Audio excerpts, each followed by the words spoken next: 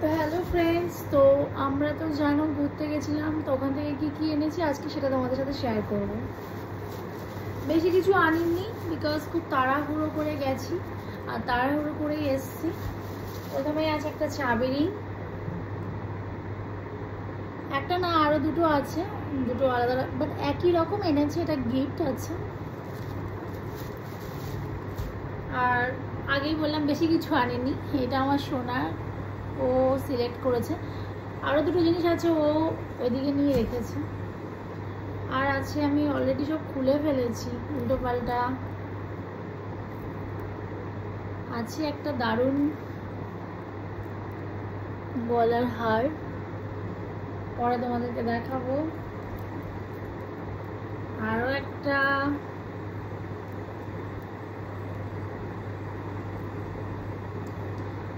একটা গলার হার, ডায়মন্ড, তার সাথে ম্যাচ করা ইয়াররিং আছে এদিক ওদিক। এটা পিওরলি কি পার্সেল আছে।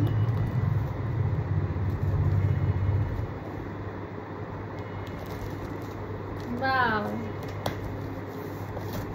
ঘুরতে গেলেই পার্সেলগুলো চলে আসে। যদি কিছু ভুলভাল থাকে কি করবো বলো তো। আই হোপ, জানি না কেমন কি বলো তো এগুলো।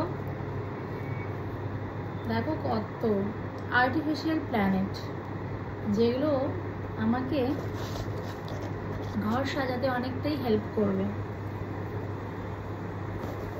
শুধু প্ল্যানেট নয়, তার সাথে পটগুলোও আছে, দেখিয়ে দিচ্ছি তোমাদেরকে, সাজিয়ে দেখাবো এগুলো আমি কোথায় লাগাবো।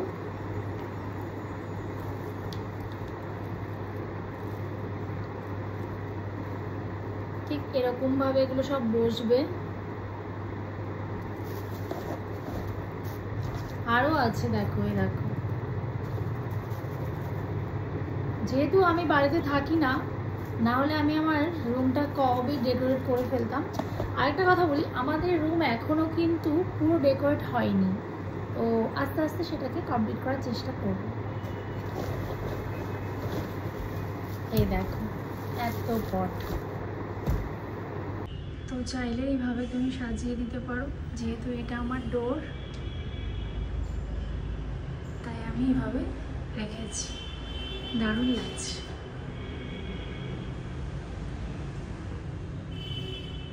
আর একটা আমি রেখে দিয়েছি আমার জুতোর র্যাক সেলফের ওপর, কত সুন্দর লাগছে।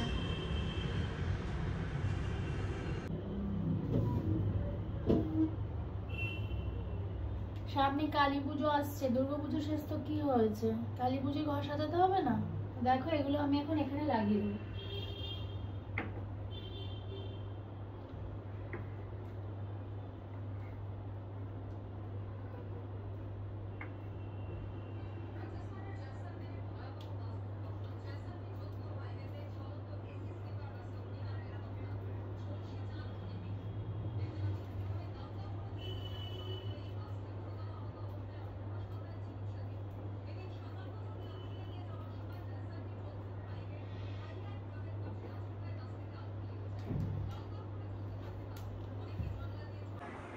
তো ঠিক এরকম লাগছে আমার একটা ডোর। এখনো আমি এই ডোরে দেব, ঘরে অনেক ডোরই আছে, সব কটাতেই আমি দেব।